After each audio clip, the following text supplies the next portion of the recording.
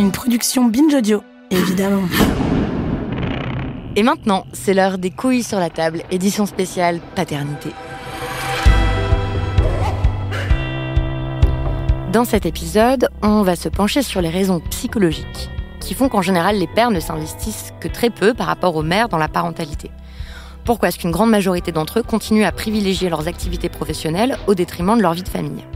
Quels sont les ressorts, parfois inconscients, de ce choix ou de ce renoncement ? Mon invitée est la première psychologue que j'invite dans l'émission. En 30 ans de carrière, Sylviane Giampieno a à la fois mené une pratique de clinicienne en écoutant des milliers de parents, des pères, des mères, des enfants, dans des hôpitaux psychiatriques et des centres médico-éducatifs dans l'un des départements les plus pauvres de France, la Seine-Saint-Denis, puis dans son cabinet en libéral à Paris. Et elle a mené des enquêtes et des rapports pour l'Assemblée nationale sur la conciliation de la vie professionnelle et de la vie familiale. Ce qui lui donne un double regard, thérapeutique, centré sur la psyché, l'individu, l'inconscient, et puis politique, sur les grands mécanismes collectifs du rapport entre les genres.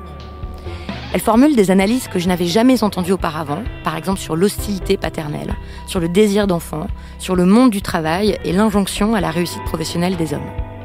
Et je commence par lui demander si en 30 ans de consultation, les questions que se posent les hommes sur leur paternité ont changé, et si oui, de quelle manière ? Il se pose aujourd'hui les questions à haute voix.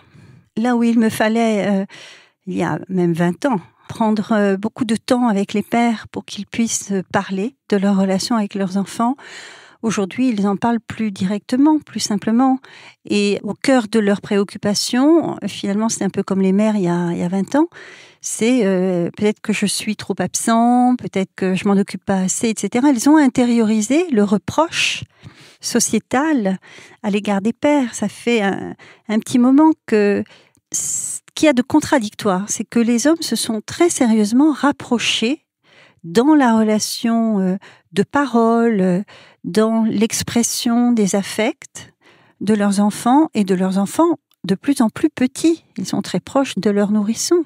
Et de l'autre côté, pendant que s'opéraient tous ces rapprochements entre les hommes et les enfants, eh bien, il y a eu une recrudescence d'une attente sociétale du père à l'ancienne. Dans les années 90, au moment où les femmes investissaient vraiment la vie professionnelle à l'extérieur du foyer, mais où en même temps les crises de l'emploi, le chômage des cadres apparaissaient, eh bien, c'est à ce moment-là qu'on a fait appel aux hommes de plus en plus en leur disant l'autorité paternelle, c'est indispensable pour les enfants, etc. Et puis dans les années 2000, le sécuritaire était devenu une priorité. Même au niveau donc national, même politique. Au niveau national, politique, sociétal. Et du coup, on en a appelé à cette autorité paternelle, à cette loi du père qui était censée tout régler. Et c'est là qu'on voit que, d'une certaine manière, les femmes ont, pendant des siècles, été soumises à des injonctions d'idéal de la maternité et de la féminité.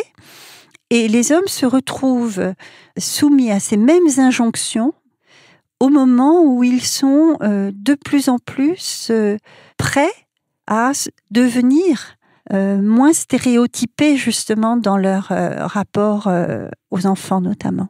Et donc, c'est quoi les injonctions paternelles, à votre avis, aujourd'hui ? Les injonctions sociétales vis-à-vis des pères ? Alors, vous avez bien sûr le père de magazine, le père des modèles d'innovation, c'est le père portant bébé en gloire, c'est le père qui est là à la sortie de l'école, c'est le père qui prendrait un congé parental. Voilà. Dans la réalité, les chiffres montrent que c'est pas du tout le cas.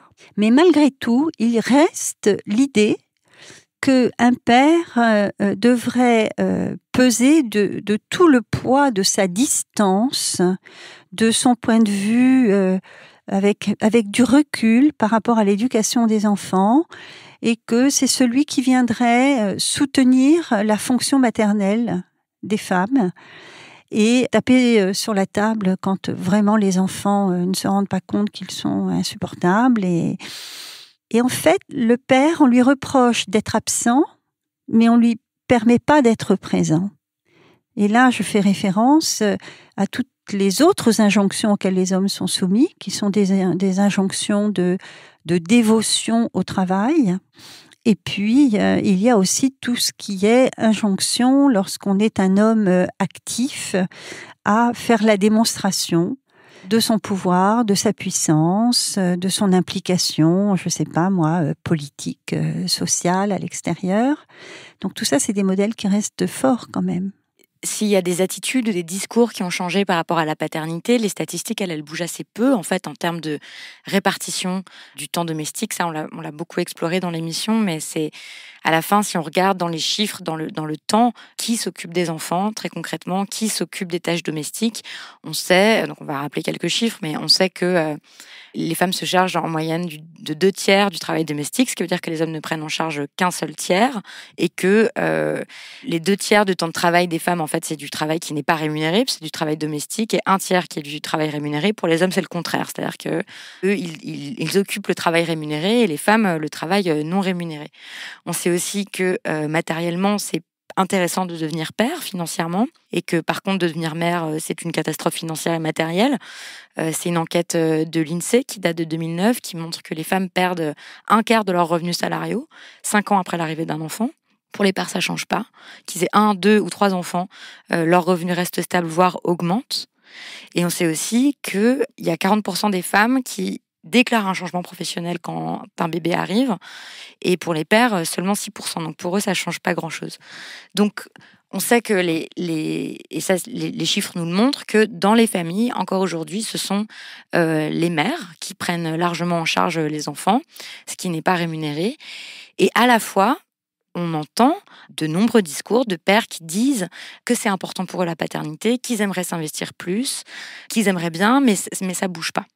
Et vous, dans votre livre, vous avancez plusieurs hypothèses pour expliquer ça. Vous dites que, certes, on peut se dire que peut-être les hommes ont un bénéfice matériel, en fait, à ne pas s'investir dans la vie de famille et tout, puisque de toute façon, ils s'occupent du travail rémunéré, mais qu'il y a d'autres explications, en fait, à ça, que la plupart des hommes ne sont pas ni dominateurs, ni machos, ni misogynes, ni désintéressés par le sort de leurs enfants, mais que ce désir déclaré ne suffit pas.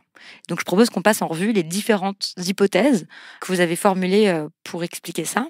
Est-ce que c'est un manque de sincérité ? Est-ce qu'on peut se dire, en fait, les hommes disent qu'ils veulent s'investir plus dans la vie de leurs enfants, mais au fond, c'est pas vrai.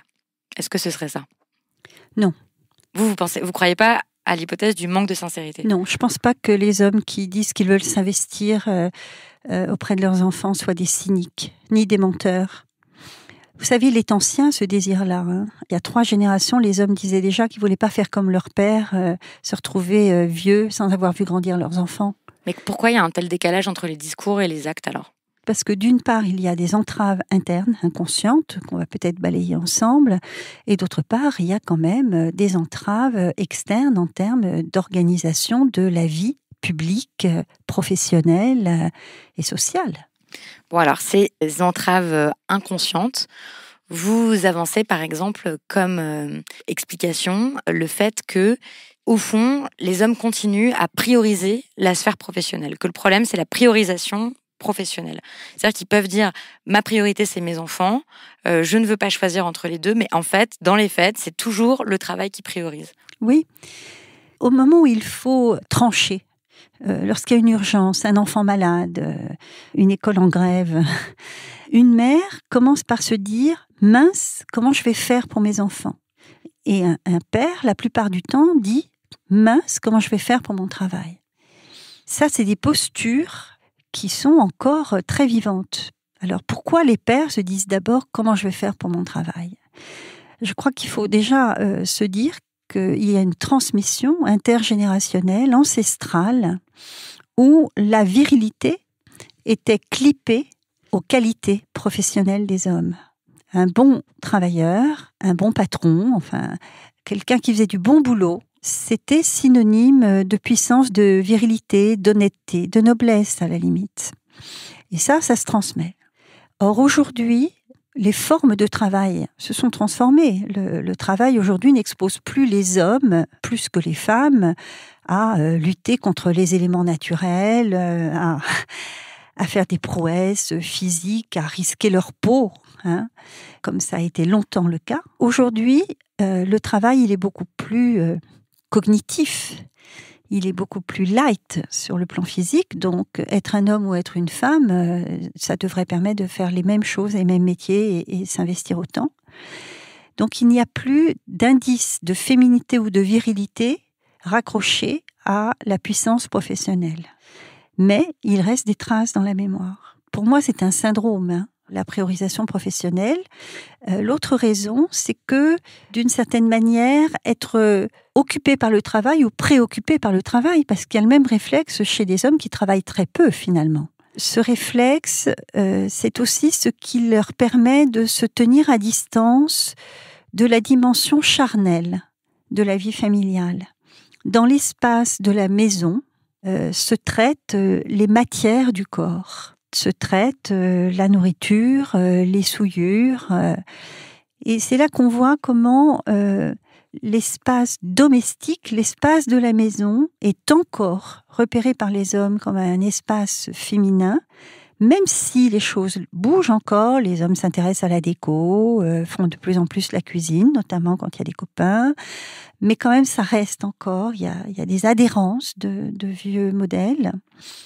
Vous dites que le réflexe de priorisation professionnelle, donc vous l'avez dit tout à l'heure, c'est une forme de symptôme névrotique. Comment ça se passe typiquement, la décision de prioriser son travail ? Concrètement, et c'est quoi le schéma mental typique qui va mener à cette priorisation ? C'est « Ah oui, mon enfant est malade, mais j'ai un dossier à terminer. » Alors, je dis que c'est un symptôme névrotique parce que c'est dépassé, c'est inadapté. Les hommes sont inadaptés à la vie d'aujourd'hui quand ils gardent ce réflexe. C'est pour ça que je dis que c'est névrotique, tout simplement. C'est pas un diagnostic. Le chemin par lequel ils passent, c'est très intéressant. C'est les hommes qui me l'ont expliqué, ça. Ils m'ont dit, on ne se met pas en situation de choix. S'il y a une urgence professionnelle, s'il y a une opportunité professionnelle ou s'il y a un risque professionnel, au regard d'une attente familiale, on ne va pas peser le pour et le contre. On va plonger, on va éviter de se mettre en position de choix, parce que choisir, ça voudrait dire renoncer. Et le renoncement est une faiblesse. Et donc, ils foncent. Oui, mais en fait, ils renoncent, du coup, à la vie familiale, non, au contact avec les enfants. Ils ne pensent pas l'alternative de la même manière. C'est-à-dire qu'ils ont tendance à diminuer l'urgence familiale et à grandir l'urgence professionnelle dans leur représentation de la situation. Mais les mères, par exemple, comment elles réfléchissent par rapport à ça ? Elles font l'inverse. Il y a quelque chose. Alors tout ça, c'est des généralités. Vos auditeurs, vous allez avoir des hommes qui vont vous dire non, mais chez moi, c'est l'inverse. Bien sûr. Mais quand même, globalement, les femmes ont tendance à surdimensionner la détresse de leurs enfants, les difficultés de séparation, la peur que l'enfant se sente abandonné, qu'il soit carencé, qu'il lui manque quelque chose, et les pères à sous-dimensionner les potentiels manques ou difficultés de leurs enfants. Alors, il est clair que ce mécanisme, c'est un balancier. C'est-à-dire que plus les pères sous-dimensionnent, plus les mères vont surdimensionner pour compenser, et inversement. Plus les mères disent « mais les enfants, ça va pas du tout, il faut que tu sois davantage présent, ils vont mal », plus les pères vont avoir tendance à vouloir rassurer en disant « mais ne t'inquiète pas, ça va pas si mal que ça, voilà. Je vais aller faire du foot avec lui dimanche, ça va aller mieux, ça ira mieux lundi à l'école, quoi. » Mais quand même, sur un plan global, c'est deux tendances qui sont encore très présentes. Donc, c'est-à-dire que dans leur tête, ils renoncent pas ? Non, ils ne renoncent pas. Ils ne se disent jamais, sauf les cyniques, mais il n'y en a quand même pas beaucoup, ils ne se disent jamais, tant pis, mon fils est au bord de la dépression, ou il est en train de se faire éjecter du collège, mais c'est moins grave que de louper ma réunion. Par contre, j'ai récemment eu une situation où une femme venant à son rendez-vous chez moi a reçu un coup de fil de son mari qui lui a dit il faut que tu fasses demi-tour parce qu'à la crèche, ils ne nous prennent pas Édouard parce qu'il a de la fièvre. Et moi, je ne peux pas manquer ma première réunion rien que pour ça. Et elle avait un rendez-vous chez moi et derrière, son entretien annuel qu'elle avait préparé, évidemment, à la moitié de la nuit qui précédait. Cette phrase « je ne peux pas manquer ma réunion rien que pour ça » à savoir un bébé dans la nature avec de la température, ben voilà.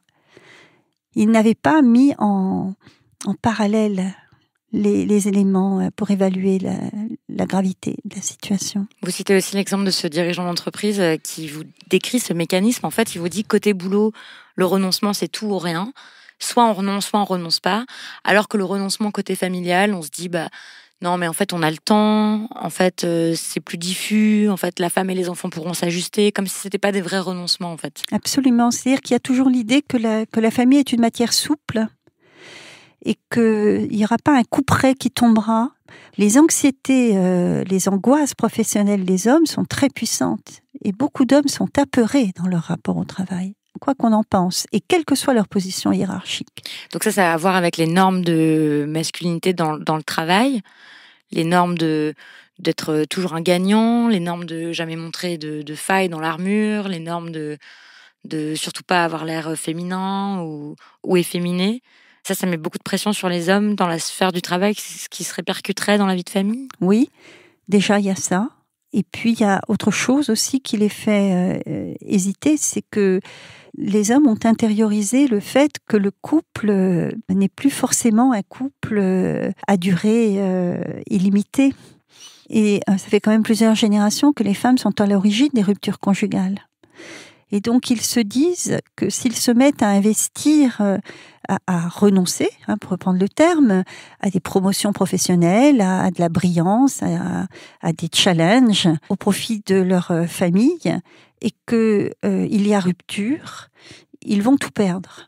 Ils auront tout perdu. Ils se disent que, en cas de séparation, les enfants, ce sont en général les femmes qui les récupèrent. Et même certains disent, si ça part en cacahuète, j'aurai plus rien. Mais c'est comme une prophétie autoréalisatrice, en fait. C'est-à-dire que vous écrivez que c'est comme si le risque d'un échec amoureux et familial, c'était moins grave que celui d'un échec professionnel ou d'un renoncement professionnel. Mais du coup, en faisant ça, en fait, ça conduit tout droit à l'échec amoureux et familial et conjugal. On touche là la raison pour laquelle j'ai écrit ce livre. Je suis assez désolée, moi, de voir quand même le nombre de ruptures conjugales qui ont lieu. Alors, non pas que je pense que les parents ne devraient pas divorcer, je pense que la séparation et la liberté de chacun est quelque chose sur lequel on n'a pas à revenir, mais ce qui est triste, c'est quand je rencontre des pères et des mères qui ont vraiment des choses à se dire et qui auraient pu poursuivre leur route ensemble et qui finalement ont craqué et se déchirent parce que la pression est trop forte, parce que les écarts entre les discours, les désirs et les réalités du quotidien sont trop grands, parce que les femmes et les hommes sont désynchronisés actuellement. Cette désynchronisation fait que le couple est la caisse de résonance des disharmonies et des rancœurs sociétales. Et donc, c'est quand même assez triste. Et aujourd'hui, le coût est élevé pour les femmes, on le sait, par les inégalités qui sont très bien décrites et que vous connaissez très très bien. Donc, c'est des inégalités économiques, mais il y a aussi un coût, vous, que vous constatez, que vous avez nommé, qui est un coût psychique, en fait. Oui, qui est un coût humain, psychologique. Ce coût humain, c'est que les femmes ne supportent plus, ne tiennent plus. Elles ne tirent plus honneur à exercer cette fonction d'ajustement et de faire en sorte que tout tienne. Vous savez, il y a un autre phénomène nouveau, c'est que de plus en plus, les hommes sont les premiers à souhaiter l'arrivée d'un bébé dans le couple. Ça, c'est assez joli finalement de constater ça. Mais du coup, les femmes qui s'entendent dire par leur homme qu'ils veulent un enfant avec elles, le prennent comme une promesse de l'élever ensemble. Or, on sait que dans un couple sans enfant, les couples sont plutôt égalitaires. Avec un enfant, ça le reste à peu près. Mais dès l'arrivée du deuxième enfant, ça y est, ça se referme. Alors le troisième, n'en parlons pas. Et du coup, il y a une déception amoureuse d'une mère qui ne trouve pas son homme à ses côtés pour élever les enfants. Oui, ça me rappelle une conversation personnelle que j'avais eue avec une amie qui m'avait dit, en fait, on se faisait la réflexion que nous, on avait connu des pères, l'image de pères absents, qui vraiment, franchement, s'investissent pas, voulaient pas vraiment des enfants, bon voilà, et que en fait, elles et d'autres amies, quand elles ont rencontré des hommes qui leur disaient « je veux un enfant avec toi », j'adore les enfants, elles se sont dit super, du coup il va s'en occuper. Et en fait pas du tout. Elle a découvert que c'était pas je veux un enfant et je vais m'en occuper. C'était j'adore être père, j'adore avoir des enfants, mais par contre j'aime pas du tout m'en occuper. Donc c'est quelqu'un qui va déclarer par exemple oui j'adore mes enfants, j'adore être père. Par contre préparer les cadeaux pour les goûters d'anniversaire, ça m'intéresse pas. Savoir ce qu'ils mangent, ça m'intéresse pas. Les emmener à leurs activités, ça m'intéresse pas. C'est pas mon truc. Il disait. Donc en fait c'est comme une promesse non tenue. Oui. Et une promesse complètement imaginaire et pas du tout concrète en fait, parce que être père c'est tout ça en fait, c'est s'occuper très concrètement et très quotidiennement de la vie des enfants, de se préoccuper de savoir s'ils ont dormi, mangé, comment ils vont, comment s'appellent leurs copains, de quoi ils ont rêvé, enfin et de gérer l'organisation quoi de leur vie. Oui, les femmes disent que les hommes adorent donner le bain à leurs enfants, mais c'est pas eux qui récurent la baignoire. Enfin, moi, ce que j'ai essayé de faire, c'est de proposer quelques hypothèses pour aider les hommes qui souhaitent mieux aligner leur projet de vie, leur projet d'identité de père, leur désir d'être le père qu'ils voudraient être, et puis les entraves qu'ils rencontrent pour qu'ils se sentent mieux, pour qu'ils aillent mieux. Ça ne pourra être qu'au profit de leurs enfants et de leurs compagnes et de la société. Donc voilà. Dans les hypothèses que vous formulez, alors il y a plusieurs hypothèses sur des choses inconscientes. Et donc j'étais très étonnée de lire ça, mais pourquoi pas. Vous dites que par exemple, il existe une rivalité assez fréquente des jeunes pères avec leurs enfants. Oui. Et que c'est beaucoup plus fréquent que ce qui n'y paraît. D'abord, qu'est-ce que c'est que cette rivalité et comment elle se manifeste ? Les hommes qui en parlent bien disent, vous savez, c'est quand même pas facile de voir à quel point elle est voluptueuse, de voir son regard lumineux comme ça pour notre bébé. À la fois c'est touchant et elle me séduit, et à la fois j'ai l'impression qu'elle me regarde plus du tout comme ça depuis qu'il est là. Et c'est vrai qu'il y a une espèce d'état qu'on appelle l'état de préoccupation maternelle primaire à l'arrivée d'un nourrisson. Il y a une passion en fait entre la mère et le bébé. Et pour certains hommes, ça les inquiète un peu, parce qu'ils ont l'impression qu'elle ne va pas revenir vers eux, qu'elle est partie, que toute sa libido est partie ailleurs, quoi. D'accord. Et donc il y a cette rivalité. Oui, si tout va bien, ça se résorbe progressivement. Il y a un autre point dont on parle peu, qui est l'envie d'enfantement chez les hommes.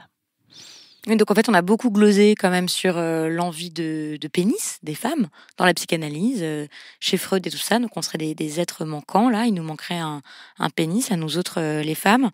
Mais vous dites que en fait, on ne parle pas du désir d'enfant chez les hommes et du désir d'enfantement, en fait, surtout. Oui, c'est un vrai truc, ça. Vraiment, vous y croyez ? Ah oui, non, c'est pas que j'y crois, c'est eux qui le racontent. L'envie d'enfantement chez les hommes, c'est le pendant de ce qu'on a appelé l'envie de pénis chez les femmes. Moi, je ne l'appellerais pas comme ça. Je pense que à l'époque où la psychanalyse a posé ses bases, quand même, on était à la fin du 19e siècle, c'est un petit peu ancien. Les hommes avaient une puissance dans la société qui faisait que les femmes pouvaient avoir envie d'accéder à la même puissance. Bien sûr. C'est juste ça, c'est pas une question de pénis. Le pénis n'est qu'un symbole, en fait. Et les hommes disent que l'enfantement, c'est une puissance incroyable. Quand ils parlent de ça, d'ailleurs, ils en parlent toujours avec énormément de respect, de tendresse. Il y a quelque chose de sacré chez les hommes face à l'enfantement, face au portage du bébé par les femmes. Ça n'est pas du tout méprisé par les hommes, ça. Alors, ils savent pas toujours y faire, et les institutions encore moins sur la grossesse et l'accouchement, mais l'envie de ce que peut faire l'autre sexe, c'est juste normal, parce que nous aurions tous envie d'être des êtres complets, et donc d'être à la fois femme et de bénéficier de tous les attributs conférés par le monde et la société aux hommes, et d'être à la fois homme et de bénéficier de tous les attributs conférés par le monde, la société et la nature aux femmes. Oui, mais ça me paraît désirable à moi. Enfin, je veux dire... Mais c'est désirable. Je dis simplement qu'on n'en parle pas assez. On a analysé, et on l'a analysé sur un mode négatif, l'envie des femmes d'accéder à tous les attributs conférés au masculin dans la société. Et on n'a jamais suffisamment dit que les hommes avaient le même désir vis-à-vis des femmes et que ça vient se poser sur une autre puissance qui est la puissance de l'enfantement, de la grossesse et de l'enfantement.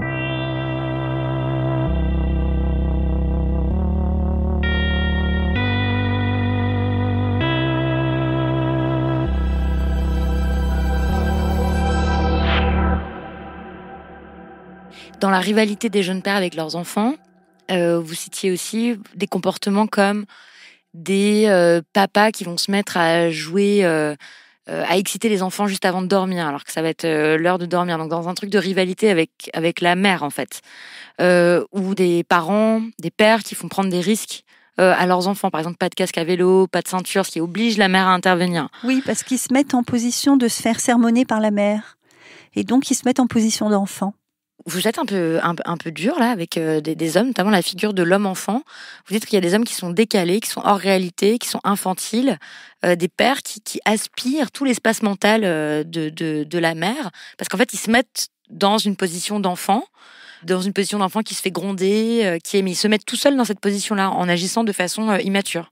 Oui, mais c'est l'exemple de l'homme auquel il faut faire la liste des courses et qui part en course et qui rappelle en disant « j'ai pas pris la liste ». Là encore, ce ne sont pas des stratégies conscientes, volontaires, mais il y a un réflexe d'infantilisation chez certains hommes que les femmes ne supportent plus du tout. Non, c'est infernal. C'est-à-dire qu'elles ne veulent plus leur dire ce qu'elles ont à faire. Quand j'ai sorti Les mères qui travaillent sont-elles coupables, donc on était en 2000, les hommes disaient les femmes veulent qu'on fasse les choses comme elles décident qu'on doit les faire. Oui. Et on reprochait aux femmes de ne pas déléguer. Uh-huh. Cette question de déléguer, que les femmes délèguent une part de la charge des enfants aux hommes est une absurdité. Elles n'ont rien à déléguer. Ils sont pères, elles sont mères, chacun assume devrait prendre ses responsabilités, sa place, bien sûr. Bien sûr. Aujourd'hui où les hommes sont quand même plus là et plus près des enfants, les femmes disent « c'est pas à moi de lui dire ce qu'il doit faire ». Il y a des bibliothèques entières qui ont été écrites sur toutes les façons dont les mères peuvent être des mauvaises mères, dont elles peuvent être maltraitantes, mal aimantes, castratrices, dominatrices, que sais-je. Enfin bon, voilà. En fait, on n'a pas trop critiqué les pères, je trouve, en psychanalyse et en psychologie. Et vous dites que les pères aussi peuvent être hostiles, que l'hostilité paternelle, ça existe. Comment elle s'exprime, cette hostilité ? Les relations parents-enfants sont des relations complexes. Et il peut y avoir la même nocivité dans une relation mère-enfant que dans une relation père-enfant, tout simplement. Mais il s'avère que on a observé à la loupe les relations mère-enfant bien plus qu'on a observé à la loupe les relations père-enfant. Quand on n'observe pas, on ne voit pas. La recherche ne constate que ce sur quoi elle cherche. Mm-hmm. Mais là où elle cherche pas, elle constate pas. Donc la psychanalyse et la psychologie ne sont pas intéressées tellement aux relations père-enfant. C'est surtout qu'elles n'ont pas regardé les mêmes choses. Elles se sont intéressées aux relations père-enfant dans les rapports d'éducation. Tandis que pour les relations mère-enfant, elles se sont intéressées aux relations affectives. Donc plus aux mécanismes inconscients. Aujourd'hui, c'est quelque chose qui est vraiment mieux étudié. Je dis simplement qu'il faut regarder avec le même sérieux certaines modalités de relations père-enfant qu'on a regardé avec sérieux, certaines modalités de relations mère-enfant qui peuvent être des relations pathogènes. Est-ce qu'on peut se préparer mieux à la paternité ? Est-ce qu'on peut se préparer même tout court ? Mais vous savez que, en fait, en France, il y a 1000 choses qui existent. Par exemple, il y a des tas de maternités où il y a des séances de préparation à l'accouchement qui sont ouvertes aux pères.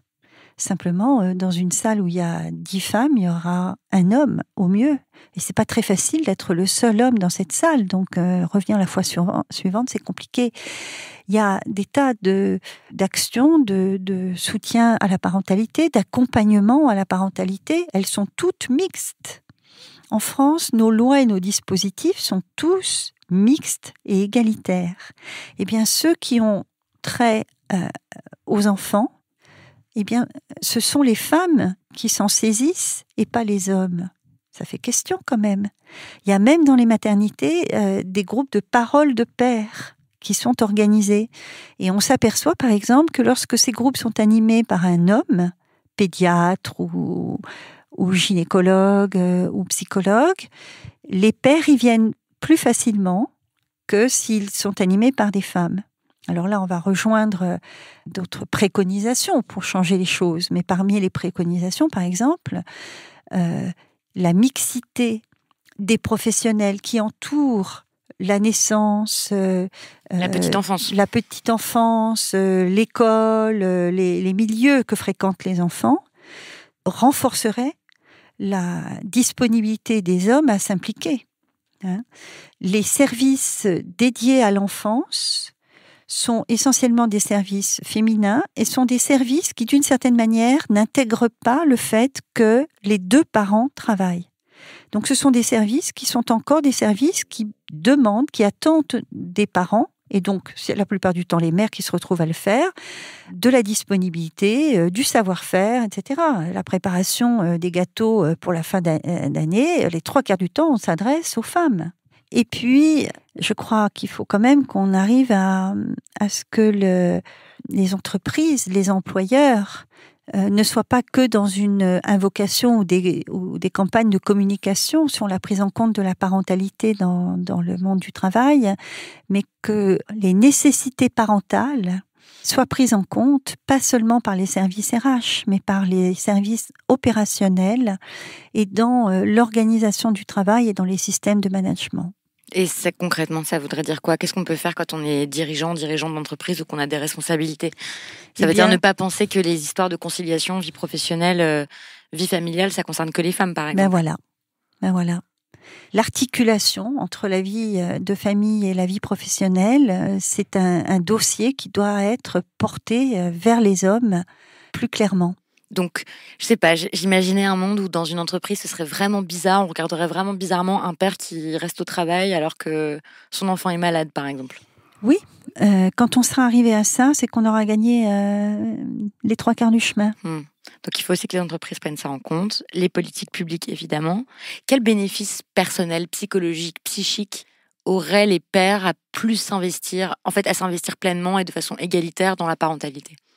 À quoi ça sert, en fait? Qu'est-ce que ça apporte? Alors, ce qu'ils disent, c'est qu'ils trouvent ça plus joyeux. Ils trouvent qu'ils sont plus joyeux. Ils se rendent compte de tout ce que peuvent apporter les enfants, finalement. Pas seulement quand ils les voient une demi-heure et qu'ils lisent l'histoire le soir. Et qu'est-ce qu'ils loupent, alors, en ne s'investissant pas dans la paternité? Ils disent qu'il y a des rituels. Quand ils ont... au sortir du confinement, par exemple, là, certains disent qu'ils avaient établi des rituels avec leurs enfants et que ces rituels leur manquent. Vous pensez que là, les enfants, ils sont en manque de leur père? On ne peut pas dire ça comme ça. Ce qui ne va pas pour les enfants, c'est quand on leur fait croire que le père doit être présent et qu'il ne l'est pas. Donc, c'est des promesses non tenues. Et ça, c'est pas très bon. Donc, des promesses de quoi? D'être là dans le quotidien? Oui, d'être là dans le quotidien et de ne pas assurer en réalité. Et ça, c'est dommageable pour avoir des enfants? Oui. Parce que comme les pères se veulent des pères modernes, avant-gardistes, égalitaires, ils font des tas de promesses à leurs enfants. Et c'est ces promesses-là non tenues qui pénalisent les enfants. Et comme les pères s'imaginent être des pères présents, eh bien, c'est ce hiatus qui ne va pas. C'est ça qui est difficile. On est dans une période où les hommes sont à mi-chemin. Et ça rend les choses compliquées. Je dis simplement qu'il leur reste quelques mètres à franchir et j'ai envie de les aider à les franchir pour eux et pour les autres. Mais donc, si je résume, c'est d'abord, pour franchir ces quelques mètres-là, c'est par exemple admettre qu'il s'agit de choisir, donc de renoncer, que parfois on ne va pas pouvoir avancer dans sa carrière, assurer au niveau professionnel si on veut vraiment être là pour ses enfants. Et c'est aussi prendre la décision de s'investir réellement et de se demander à quoi ça ressemble un véritable investissement. Oui, mais c'est aussi être raisonnable. L'équilibre économique d'une famille est mieux garanti dans un couple biactif que dans un couple monoactif. Mettre tous ses œufs dans le même panier aujourd'hui, parce que ce surinvestissement professionnel des hommes, ça fait que les femmes, elles, vont être pénalisées dans leur engagement professionnel. Bah oui, forcément, parce qu'il faut bien quelqu'un pour s'occuper des enfants. Et donc, on fragilise la situation professionnelle des femmes. Les statistiques montrent bien que lorsqu'il y a deux revenus et qu'il y a un souci quelque part, eh bien, l'économie du foyer est mieux garantie. Donc, c'est aussi quelque chose de raisonnable que de faire en sorte que les mères puissent garder leur emploi, ne pas sortir de l'emploi quand elles ont des enfants. Et ça, c'est à la fois de la responsabilité des pères eux-mêmes et des politiques sociales et familiales et de l'emploi. Et oui, ils butent encore sur des écueils qu'ils doivent lever eux-mêmes, parce que malgré tout, qui est aux commandes sur l'élaboration des politiques publiques ? Majoritairement encore des hommes. Qui est aux commandes dans les entreprises ? Majoritairement des hommes. Donc ils peuvent utiliser les pouvoirs qu'ils ont pour faire avancer cette situation. Très bien, merci beaucoup. J'ai une dernière question pour terminer, qui est la question traditionnelle de cette émission. Je vous demande quelle est l'œuvre d'art que vous souhaitez recommander aux auditeuristes. Alors là, vous allez me trouver totalement paradoxale, mais je pense que c'est la Madonna del Prado, qui est cette peinture de Pietro della Francesca, où on voit une Vierge enceinte, et elle écarte les bras avec un immense manteau, et il y a toute une série de personnages sous ce manteau, et je me dis que c'est une image de la féminité ouverte et socialisée. Il y a de la place pour tous autour de l'enfant. Et pas juste pour le père, la mère, ou juste la mère. Oui. En fait, il faut être beaucoup pour s'occuper des enfants. Il faut être beaucoup à penser les besoins et les nécessités des enfants et à s'organiser partout où ils se trouvent pour qu'ils fassent de bonnes rencontres. Super. Merci beaucoup à Sylviane Jampineau. Vous trouverez les références de son livre et des études que nous avons citées dans l'article qui accompagne cet épisode sur le site de Binge Audio. J'ai un petit rajout à faire qui est que dans cette conversation, on s'est concentré sur les problèmes que pose l'articulation entre la vie professionnelle et la vie familiale en fonction du genre. Mais pour prolonger la réflexion, il faut aussi prendre en compte le rôle joué par les différences de classe sociale et ou de race. Pour prendre 2 exemples typiques et opposés, la question de l'autonomie financière des femmes ne se pose pas du tout de la même façon si on est une femme blanche diplômée qui a la possibilité d'occuper un emploi agréable, intéressant, bien rémunéré, que si on est une femme noire précaire qui subit des agressions racistes dans un emploi pénible et mal payé. Et puis, il faut bien prendre en compte aussi le fait que dans un pays avec un fort taux de chômage, tout le monde n'a tout simplement pas la possibilité d'occuper un emploi rémunéré. Bref, c'est pas aussi simple que les femmes devraient avoir un emploi rémunéré, quoi qu'il leur en coûte, pour être indépendantes. Et pour en savoir plus, je vous renvoie vers 2 ouvrages. Le premier, c'est Pour un féminisme décolonial de Françoise Vergès. Et le second, c'est Féminisme pour les 99%, un manifeste de Cynthia Arruzza, Titi Bhattacharya et Nancy Fraser.